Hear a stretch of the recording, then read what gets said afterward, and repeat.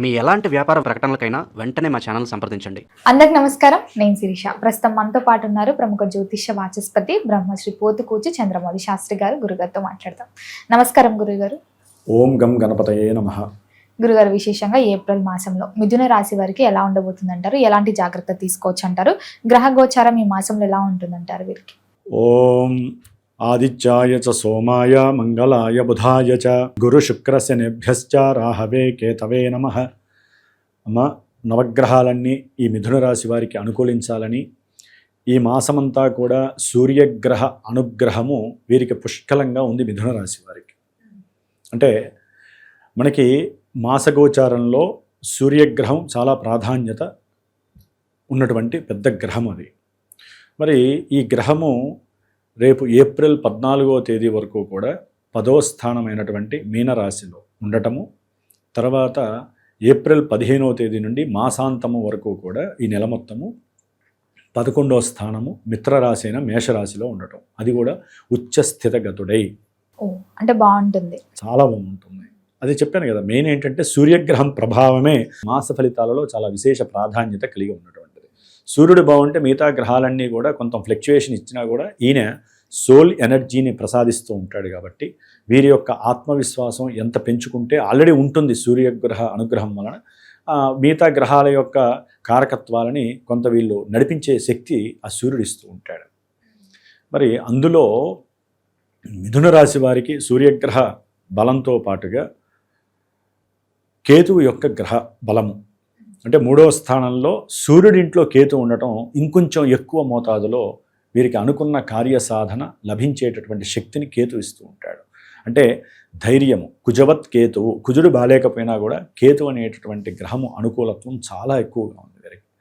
అంటే రవే బలంగా ఉన్నాడంటే, రవి ఇంట్లో ఉన్నటువంటి కేతువు మిత్రుడు ఉంటే ఇంకెంత బలం ఉంటుంది. వీరు తలిచిన ప్రతి పని కూడా అవటానికి, వీరు చేసే సాధన, కార్యసిద్ధి, వీరికి ఉన్నటువంటి ధైర్యము, వీరికి ఉన్నటువంటి సాహసోపేతమైనటువంటి నిర్ణయాలు, ఇవన్నీ కూడా కలిసి వచ్చి ప్రతి యాంబిషన్ని, యాటిట్యూడ్ని కూడా ముందుకు తీసుకెళ్లే శక్తి కేతు ఇస్తున్నాడు.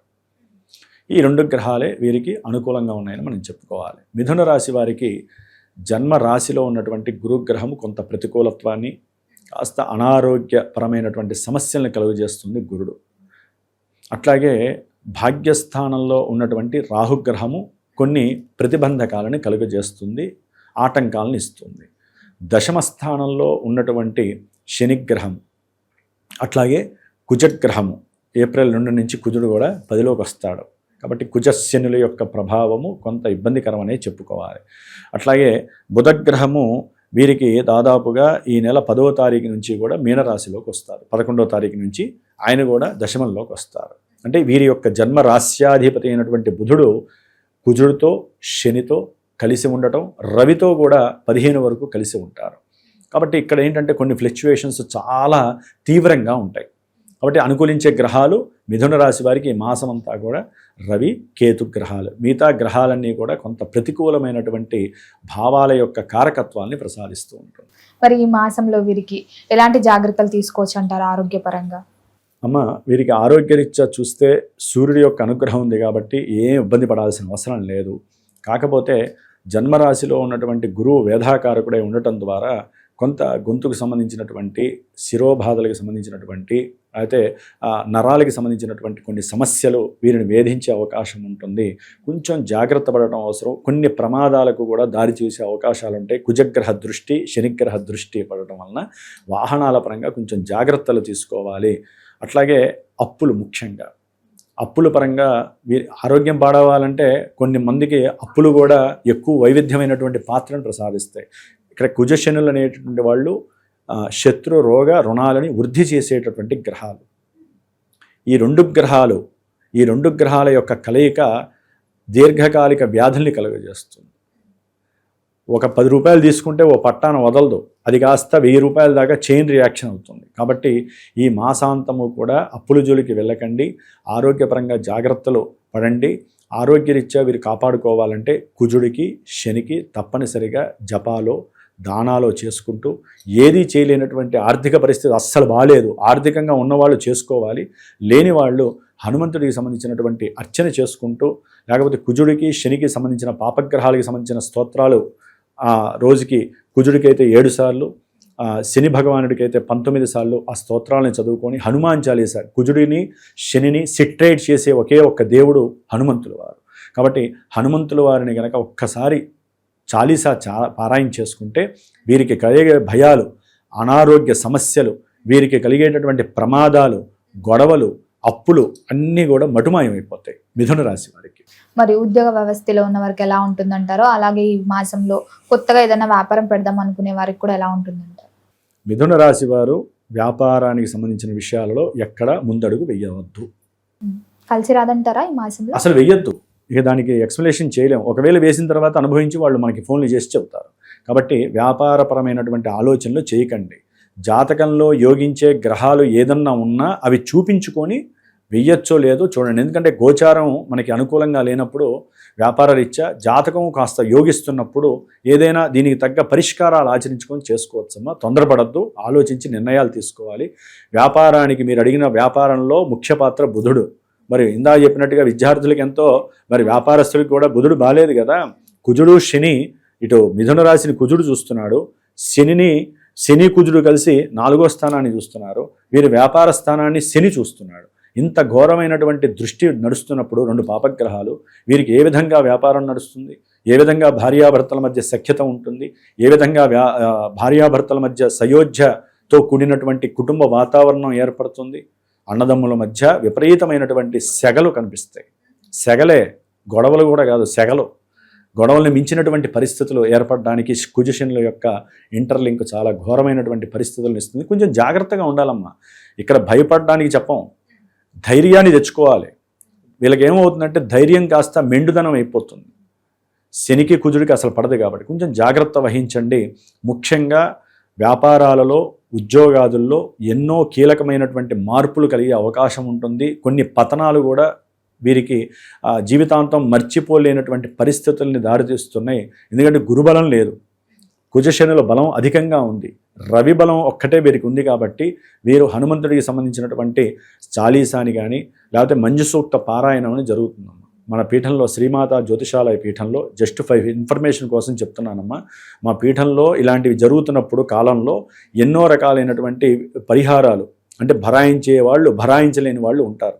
వారికి సంబంధించి ఈ నెల అమావాస్య ఏప్రిల్ 17వ తేదీన వీరి కోసం హనుమంతుడికి సంబంధించినటువంటి ఒక హోమం చేస్తున్నాను, పాశుపత రుద్ర హోమం.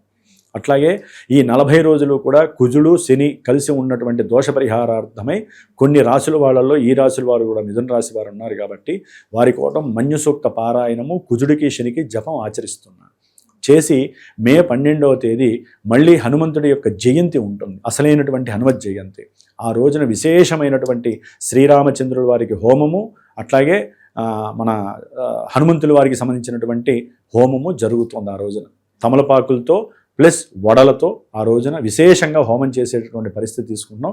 ఈ 41 రోజులు 42 రోజులు కూడా విశేషమైనటువంటి ప్రాధాన్యతతో కూడుకున్నది. ఎన్నో ఇబ్బందులు ప్రపంచానికి ఆవహించి ఉన్నాయి కాబట్టి ఈ రాశివారు కొంచెం జాగ్రత్తలు తీసుకోవాలి. ప్రయాణాలకి సంబంధించిన విషయాలలో ఎన్నో ఆపదలు కూడా పొంచి ఉన్నాయి, దూర ప్రయాణాల విషయంలో. కాబట్టి ఏదైనా ప్రయాణం చేసే ముందు కాస్త దుర్గాదేవికి సంబంధించినటువంటి ధ్యానమో స్తోత్రమో ఆవిడ్ని ఎప్పుడు చాంటింగ్ చేసుకుంటూ ప్రయాణం చేయడం ద్వారా ఆటంకాలు ప్రమాదాలు జరగకుండా వీరు కాపాడుకోవడానికి దుర్గాదేవి ఒక రక్షణ కవచంలా వీరి వెనకాలే ఉంటుంది ఎప్పుడు కూడా. విద్యార్థులకు ఎలా ఉంటుందంటారు గురుగారు? మిథున రాశి వారికి ముఖ్యంగా ఎవరైతే విద్యార్థులు ఉన్నారో ఆ విద్యార్థులకి మరి బుద్ధితోనే ప్రమేయం, బుద్ధితోనే అనుసంధానం కలిగి విద్య అనేది ప్రసాదింపబడుతూ ఉంటుంది.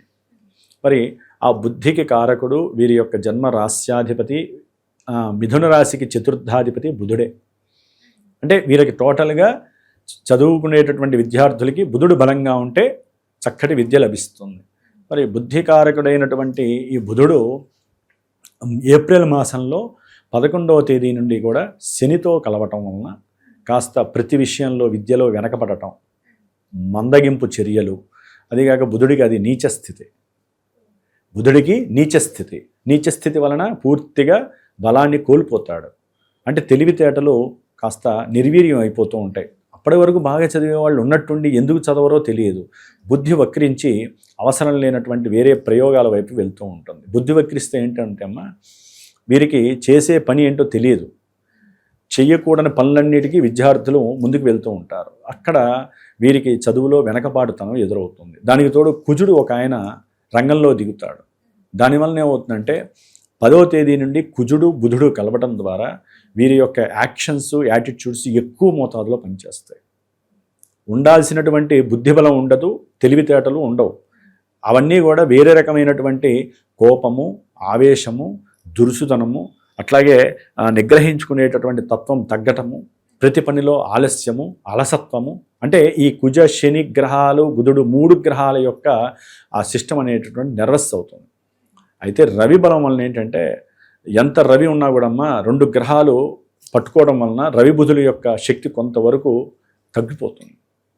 అందుకని వీరు కాస్త చదువులో ఇప్పుడు విన్న తర్వాత వీరు చదువులో అత్యధికమైనటువంటి జ్ఞాపక శక్తిని పెంచుకోవడానికి ప్రయత్నం చేయాలి. ఎగ్జామ్స్లో కూర్చుంటారు, చదివింది గుర్తున్నట్టే ఉంటుంది, రాసేది వేరే రాస్తారు.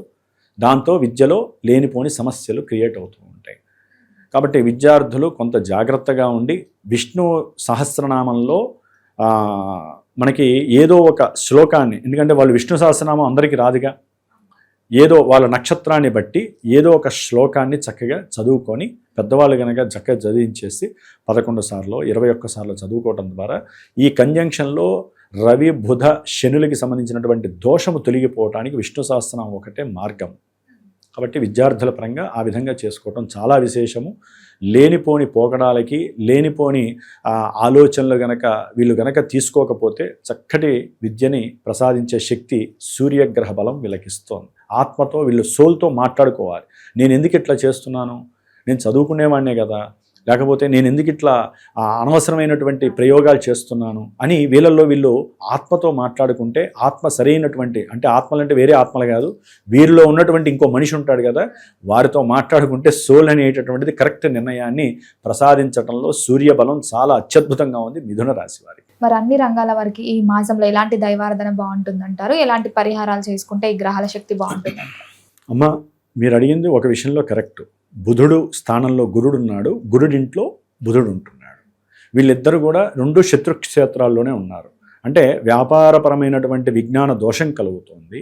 అట్లాగే విద్యాపరమైనటువంటి జ్ఞానంలో విద్యార్థులకి కొన్ని చేదు అనుభవాలు ఎదురవుతున్నాయి. అట్లాగే కుజుడు శని కలవటం అనేటటువంటిది ప్లస్ బుధుడితో కలవటం చాలా విశేషమైనటువంటి నెగిటివ్నెస్. కాబట్టి మీరు తప్పకుండా వీటికి సంబంధించినటువంటి, అంటే కుజశనుడికి సంబంధించినటువంటి బుధుడికి సంబంధించినటువంటి జపము ఆచరించటం, వీరైతే కనుక విష్ణు సహస్రనామం రోజుకు ఒకసారి చదవటం, అది వెంటనే అయిపోగానే హనుమాన్ చాలీసా చదవటం వలన కొంత మానసిక ఒత్తిళ్లు తగ్గితే ఆరోగ్యం బాగుంటుంది. మిగతా అన్ని విషయాల్లో కూడా సూర్యగ్రహ బలం అనుకున్న అభీష్టాలను నెరవేరుస్తుంది. కాబట్టి ఏం కంగారు పడక్కర్లేదు.